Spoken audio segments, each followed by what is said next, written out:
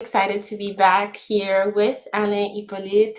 We're talking about quiet leadership, topic that we started about 2 weeks ago, I believe. hmm And, it was a great conversation. There was lots of questions that were asked that we couldn't address at that point. So we decided we're going to come back and make this a series so that we can interact with you, answer all your questions, because our goal and our mission is really to support introverted leaders, quiet leaders to Mm, excel in the workplace. So, Alain, welcome back. How are you feeling about this? good. Super thankful to be here, and it was such a great conversation last time. Such a stimulating It conversation, was. and I feel like there's a lot of people who have questions about their introversion, and they're curious to know how they can thrive in the workplace, make themselves establish themselves. And so, if we can help them in any way, to your point, I think it'll be great. So excited to do this. Awesome, awesome.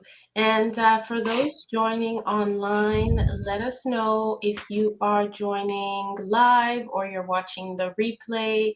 Let us know in Mm, the chat and also where you're joining us from. We'd love to know.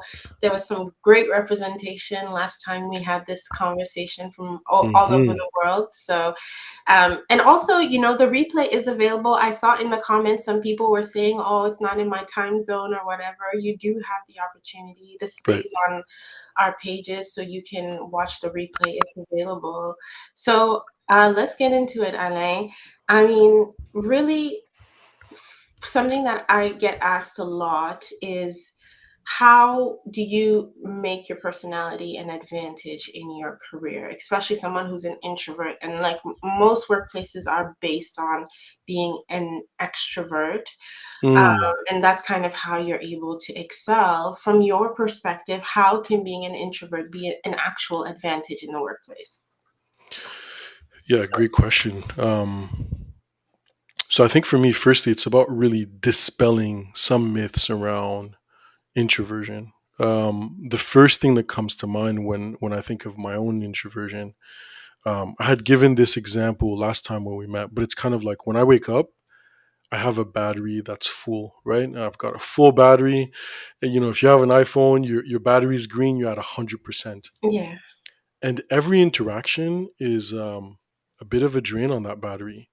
And I think sometimes that's misunderstood as us being like shy, timid, reserved, or antisocial, even. And the truth is, we just need to manage our energy. And so sometimes we make decisions not to put ourselves in situations to manage that energy subconsciously. And so for me as an introvert, I think, hey, Nat, I think for me as an introvert, it came down to managing my energy, being able to kind of try and control my environment, recognize um, where I'm more effective. Hmm. I'm more effective in one-on-one settings like this rather than big group settings. And as a leader specifically, I think that's like a huge advantage because as a leader, you have to like foster relationships, meaningful relationships with colleagues and people that report to you. So I think that's an amazing advantage to have, and you can, again, to the point of like managing your energy, you can kind of sit back and listen, and I think that's really powerful. How about you, Lisa? Tell me, like, when did you discover you were an introvert, and when did you discover it was a superpower? Good question. I think I always knew. I didn't know like what the term was in terms of being an introvert, but I grew up like in a household where both of my sisters are like extroverts, like very loud, to the point that even like because like the house was always very loud and music playing, someone's dancing somewhere, like it's very lively. I even got used to just always having headphones on because that was the kind of the way that I was able to concentrate and kind of be in my own bubble, and I formed that Mm, habit over time. But so I always knew I was quieter than everyone else, but I never realized really that it made a difference until I started looking for jobs and when I was starting to build my career. And then that's when I realized that, okay, like this whole thing about networking and having to connect with decision makers, and the whole thing just made me extremely uncomfortable. I mean, even Mm, like I did CEGEP, which is like college in Quebec, and then I did university. But I can remember even being in CEGEP, and like during the when I didn't have classes, like I didn't want to talk to people. I would go sit in my car and read a book. Like I was that person. Like I was just, yeah, just going to class was draining enough for me. mm, Group work, I didn't like it, but you've kind of forced yourself to do it. But I think I got to the point that you can only force yourself so much, that it was kind of becoming like I have to find a way to manage it, as you were saying, in terms of mm. managing energy, but also recognizing that, yeah, there are some times where you need to step out of your comfort zone and Yes. learn a new skill or learn to adapt to what's happening. So I'm not negating that at all. That's very important. But when did I discover it? I would say around that time, as I was leaving university, finish my master's program, starting to look for a job. That's when it became really apparent to me that I needed to learn how to navigate the workplace Mm, despite my personality. I only did one of these like tests, like introvert, telling you what type of introvert you're, probably in the last like 5, 6 years. That's only when I found out, like, okay, yes, confirming that you are an introvert. But it's even interesting because I did one of those tests, like, for the first time 5 years ago. And at that time, I was like 90 something percent introverted. And now I did the test just recently, the same test, and I was like 60 something percent introverted, which mm. I'm like, okay, what does that mean? So I know your personality doesn't change per se, but you acquire skills, Yes. um, you acquire tools that enable you to still navigate the workplace effectively, even in as an introvert, basically. Hmm. So I would say that was it for me. Was there like a significant moment for you where you said, okay, I'm an introvert and I need to know how to manage this, or how did it play out for you? Yeah, listen, I'm sure a lot of people relate to this. Just like you, I only labeled it in the last like 5 to 10 years. Hmm. But it's in hindsight that I realize, oh my gosh, this manifested itself when I was like really young. And Mm, for a long time, I thought there was like something wrong with me. same. I was like, how is this person like standing up there and speaking so confidently Yeah. to a large audience? And like even what I'm doing today, right now, like Alain of 2 years ago would have been like, this guy's insane. What's he doing? How does he have it like figured out? And so, I now in hindsight, I think back to even when I was a child, right? I was like in elementary school, and I thought I needed to constantly interact like the other kids did. Hmm. And I remember I was like known amongst my group of friends. When school was done, I would go home and I would nap. I would nap. And I recognize now it's because I was drained, right? It's Yeah. my introversion that manifested itself. Yeah. And I love being alone. I thought that was just like something weird about me, and that's how I did my deep thinking. But no, ultimately, it's because um, I manage my energy that way. When did I discover that it was a superpower in the workplace? Hmm. Um, I think early on in my leadership career, um, I realized, and again, I hadn't labeled it necessarily as introversion, but I realized I could be a really powerful listener Hmm. and like really listen to people and like build meaningful one-on-one connections. And that was kind of like what triggered a lot of my development, I think. Amazing. Did you ever feel like you had to pretend to be extroverted at any point? Because that's a big thing Mm, where, even people use sometimes the term, I'm a functional introvert. And I'm like, what does that mean? So hmm. you pretend to be extroverted when you need to, basically. But like, did you ever feel like you needed to pretend to be extroverted to be able to progress in your career? For sure, until like recently again because I mislabeled it, because I misunderstood it. And I think this will resonate for some of the listeners and probably even yourself, Lisa. Like, in some settings, people you tell people I'm an introvert and they go, "What? You really? No way." Right? Exactly. Yeah. So yeah, for sure. I thought I needed to present myself a certain way. I thought I had to behave a certain way, especially in a leadership role, right? There's expectations or norms that I think, like traditional norms that have been created for leaders, and I think sometimes we fall victim to that. We think we need to, like, dominate a conversation or take like have a big presence. Um, so yeah, for sure, for sure. How about you? In terms of feeling that I needed to be extroverted, not really. I'm someone that I will choose to be myself, even if it doesn't play out the way it, has to, in terms of, not getting opportunities or whatever. I rather just be myself and Mm, things play out as they're supposed to. I obviously challenged myself, especially when it came to public speaking. That was a big thing. And it was something like I knew I could do. Like even sometimes I would, visualize myself and knew I could like see myself like speaking in front of a crowd, or I knew that it was something that I was supposed to do, but it just mm, made me super uncomfortable. And that's one thing that I definitely really, really worked on, because I knew that there was definitely more to it. And I took every opportunity, like volunteering opportunities or just opportunities in the community, to be able to acquire that skill and to really still make it my own. So I think I never really forced myself or pretended to be extroverted, but I was able to learn what was necessary and also learn how to manage your energy. Like I think a big thing for me that I encourage people to do is like scheduling, like learning to manage your time, learning to manage mm, your schedule is one of the most underrated skills that will enable you to be able to excel in different areas. So I think that's one thing that really helped me.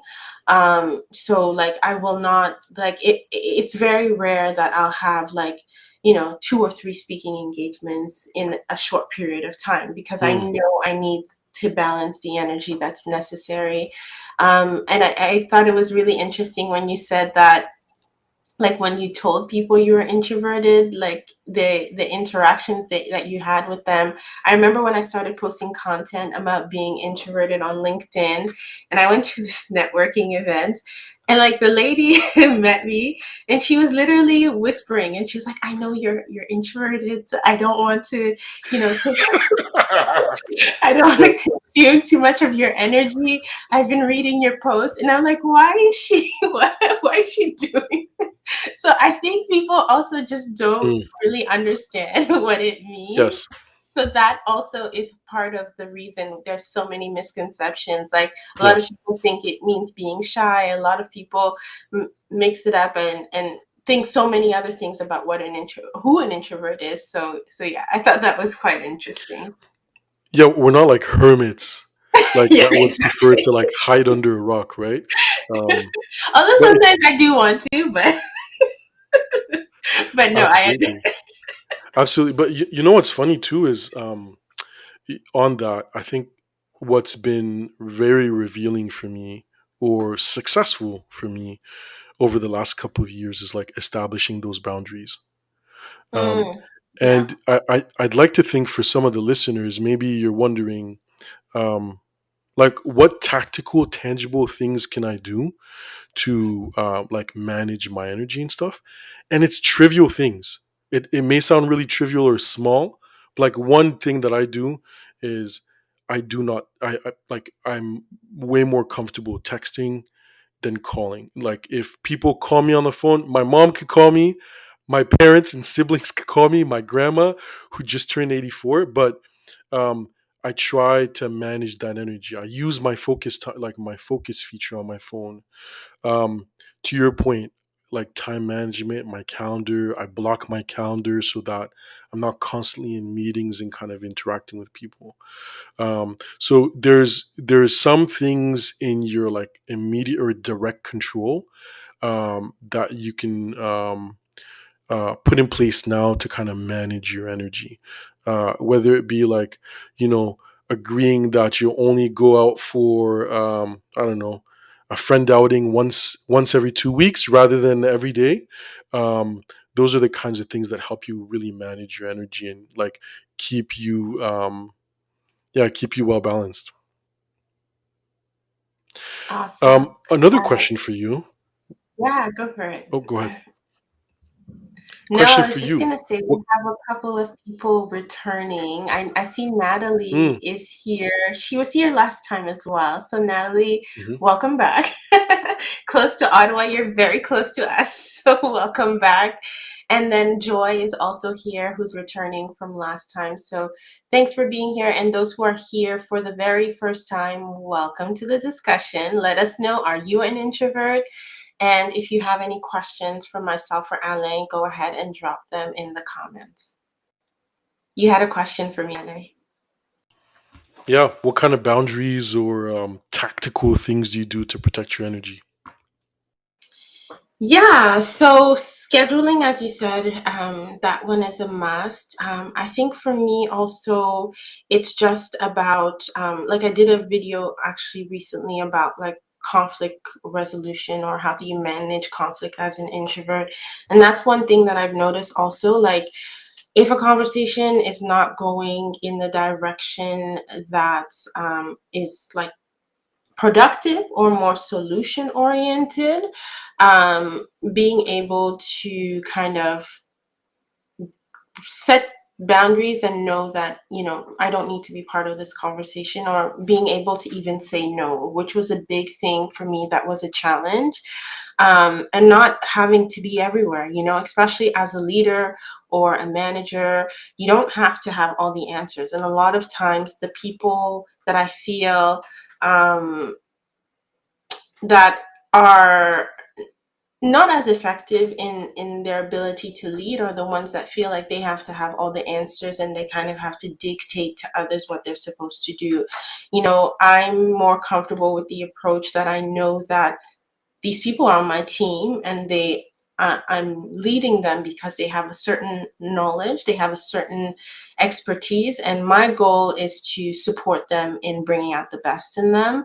And I think even that change in approach to leadership removes a lot of the stress from feeling like I need to be everywhere all the time and know everything all the time.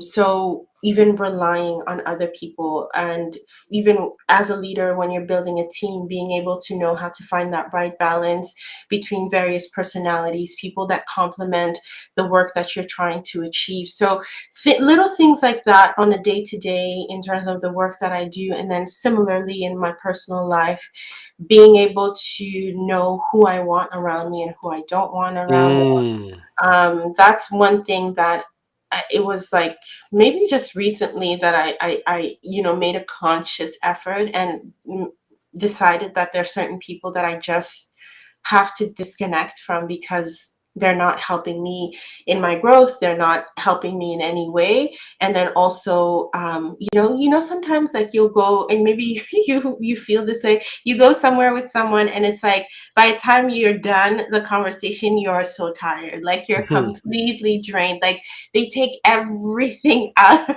you. I don't want those people around me anymore. And you know, I had quite a few who is like you're always continuously either catering needs, or they know that you're that person who and kind of support them, so they try to take so much from you when they're not also reciprocating. So yeah, those are some of the ways that I've been able to set various boundaries, like professionally but personally as well. The vampires, the like Yes, energy exactly. suckers. Yes, yes, they'll take Y- all the energy from you. One question I have for you too is, Mhm. and maybe this can resonate for some of the listeners today. Um, I get this often from people who are introverted as well, and um, they um, they're not leaders yet. They Mm-hmm. want to establish themselves in their career, but they feel Yeah. like their introversion is kind of like a barrier to doing that in like meeting settings or in large settings. They don't know where to start when it comes to networking. What's worked for you? I think to start off, like, don't let your personality be a hindrance. Not everyone will understand your approach to things. Like, actually, I'm just reading a comment here that Serena made, and she's basically saying, "I'm noticing that you're describing." What you're describing about energy saving for introverts is very similar to the strategies for highly sensitive people and empaths, and completely agree. We're all different and we all have something to contribute to the workplace or just generally. It's about you being able to recognize what the added value that you're bringing is and knowing how to leverage that in different settings. So don't let being an introvert or she's talking about highly sensitive people, like, don't let that be the starting point to say that because this is my personality or this because this is the person that I am, I cannot do this. We can contribute in one way or another, but we need to first recognize the value that we offer, and that's the starting point for someone else to be able to recognize the greatness that is in you as well. So value what you have and who you are, and that, I think, was the shift for me in being able to realize that I'm not like everyone else, but I am still valuable and I can still drive change and bring results to the work that needs to be done, but in my way. I know, like, a couple of years ago, I started a new job, and the person I was reporting to, like, a complete extrovert. And I remember interacting with them, and the one thing that they said was like, "Oh, like, you're really good at what you do, but I just wish that you would, you know, speak more and show up more." And I was like, I'm doing that, but in my way. And so in my head, I obviously, like, when I responded, I said it in a more professional way, but in my head, I was like, you basically want me to be like you, but there's no added value in us being 20 people on the team that are just like you. So as leaders also, it's being able to recognize that you have amazing people that you're working with. Everyone is different. What's the added value that each person is bringing to the team, as opposed to expecting that everyone's going to be like you and take the same approach that you take? I love that. Yeah. How about you? Any advice Um, for emerging leaders? yeah. One is like I remember cringing when I would hear this, right? Like networking, right? This idea of Mhm. networking. I think I had shared this last time. I think we automatically associate, like, at least for me, networking is like going to a big conference with hundreds or thousands of people and forcing myself to kind of play the room, right? And networking can look very different. And I think we actually have a superpower as introverts. We do it in a one-on-one setting like this, and to your point about being selective, you choose who you want to network with and listen. I think there's a saying that goes, um, people find themselves to be the most interesting thing in the world, right? And so if you just listen to them, you're winning. Like, people want to talk, they want to share, and as an introvert, I think we could do a really great job at that. The other thing that I actually learned probably 2 years ago now, or a year and a half ago now, was this amazing advice, and it was very strategic. But it's, when you're in a large setting, go sit beside an extrovert. Like, find an extrovert ally, go and Yeah. sit beside that person, and naturally you'll find opportunities to interact, Hmm. to contribute to the conversation, without betraying your own self. And they'll often turn to you and ask for your opinion. I think that's really valuable. And then lastly, my third piece Hmm. of advice would be this: own it. market it, talk about your introversion. And I'll tell you, from like I said, I started this personal branding journey about a year ago now. Yeah. March 7th, it'll be a year, by the way. Oh wow, congratulations. I love that. Thanks. But when I realized something unfolded magically, now that it's out there, that I value my introversion, that I value meaningful conversation and kindness and leadership, it's out there. It's almost like an unspoken expectation that I've established with others. And so Yes. now, do you know what happens in meetings and in conversations? Hmm. People naturally just go, I need to ask Alain for his opinion. Awesome. He might not feel the need to speak up, but I should check in with him. And Yeah. so there's value in knowing it, and you don't have to have like a LinkedIn account and sell yourself as an introvert to do it. You can just tell people, hey, I prefer to listen. Hey, I prefer to have one-on-one conversations. Hey, I prefer to manage my energy. Those kinds of things, when you put them out there, people respect that, and people try and meet you halfway. So those are things I think you can try to establish yourself, whether you're an emerging leader or even one that's in a leadership role that's kind of feeling stuck and feeling like you need to break out of that. Yeah, well said. Yeah, getting to know yourself, getting to know your strengths, like there's so much value in that. I mean, you mentioned about networking. For me, a big thing that I realized as I was networking is that I'm amazing at like sustaining a conversation. If we're just going back and forth, I'll have stuff to say. But starting the conversation, that's the part where I'm just like, oh my goodness, what do I say? Like, do I say it this way, that way? And I'll go back, in my head so much that I will never actually approach a person. So Mm, those strategies, like either having the extrovert to support you, or doing research prior to attending a networking event to know who's going to be there to have conversation starters, yes. those Mm, are the kinds of things that have really been a game changer for me, because it removes that pressure. As someone who just doesn't like small talk, like, I know the value of it, the importance of it, but I would rather have that deep, meaningful conversation, right? So yeah, I can really resonate with what you've shared about those strategies for networking. yeah, and I found like myself Googling. I remember in the past, like before understanding myself and doing a bit of this work, I remember Googling, how do I have small talk? Oh yeah.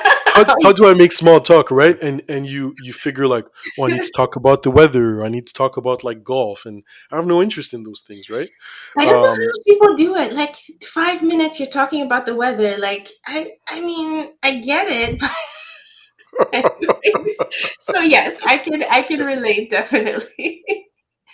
Do you have a go-to topic that you kind of go for when you are approaching someone at a networking event? Is there something that's like an easy go-to for you?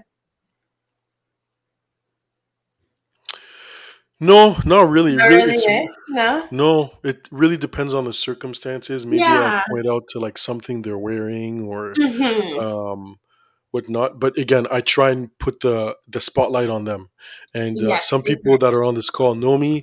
My favorite question is "Tell me more," because people again Ah, love to tell you about themselves. But Lisa, actually, one time you yeah. had. I remember this like stuck with me. You said one of your strategies is you go to events and you wear flashy stuff. Yes, I Tell me do. more about that. Yeah, that is a strategy that has helped me. I noticed over time that most people that go to networking events are either wearing the navy blue, the gray, or the black. Like everyone goes for the standard corporate colors, and at some point, I always chose to stay in that. That was kind of my wardrobe, and then over time, I started wearing flashier colors, and I noticed I'll go to an event. If I'm wearing a bright red suit or purple suit, someone will be like, "Oh, I love what you're wearing. I love the color." You'll take a picture, group picture, and like you're the only one who has something colorful. It just stands out. And that has been a great way to start a conversation, because for sure somebody approaches me and will say, I love your dress, or I love what you're wearing. And then that makes life so much easier for me, because then they'll ask, especially, if it's a woman, like they'll ask, who's the designer, where did you buy it, da, da, da. And then you just, you know, just start a conversation. So yeah, it has been a great way for me to be able to um, build rapport and network with different people. I mean, I have there's there's a dress that I took like pictures with that I post often on LinkedIn. I've gotten speaking opportunities from that dress. Like, just people, yeah. Someone reached out to me like, I love your dress, and then we started talking, and it led to speaking engagement. So just to tell you, like, it seems like it's nothing, but a lot of times the things that will attract people to you are not always like the fact that you're the most brilliant person or you're a great expert at what you do. Sometimes it's the little things, like, people tell me sometimes, oh, you're always smiling. That's the thing that drew me to wanting to talk to you. And I'm like, okay, well, so sometimes we don't have to overthink it too much as well. Like, especially as introverts, we're deep thinkers, but sometimes just being yourself and letting yourself shine in those moments are what will attract people towards you and bring opportunities your way. So well put. Yeah. Any final thoughts, Alain, as we're wrapping up for today's discussion? Any final thoughts that you want to add on, you know, quiet leadership and how people can excel in their careers? We've shared a lot of our personal experiences, but any other tips that you have for people who are listening? Yeah, I mean, if you're wanting to get into leadership, I think uh, relationships is like so important. And I remember hearing that when I was like starting out on my career, and I didn't really understand it. Now I really do. And again, you have this amazing like nuclear weapon in your back pocket that you can leverage to build relationships. Again, in a one-on-one setting, in the fashion that you want. It could be video conference, it could be in person, it could be just texting someone, and like really pushing yourself to expand your network. I think that's a really good start. And again, the second nuclear weapon is listening. Like, Yes. that's powerful. Trying to read the room, trying to listen to the things that are being said as well. And then yeah, there's some small strategies that I think you can put into play, whether you're already a leader or trying to get into leadership, that will set you apart. I love this conversation. Thank you so much for having me. Amazing. Yes. So, everyone, this is the Loud Silence series. We will definitely be back. And next time, we're talking more about personal branding for introverts. And Alain, you're saying that you're coming to a year of your personal branding Mhm. journey. So, it'll be amazing to hear more about your experience over this year and share that knowledge. So, stay tuned. We'll be back to continue the conversation on personal branding. And for those who are joining the replay, enjoy. And we will see you next time. If you have any questions, just go ahead and drop them in the comments. Even if you're watching the replay, we'll be checking it and be able to respond. All For right. Take sure. care, everyone. Thank you, Ale. It was nice Thank talking. you.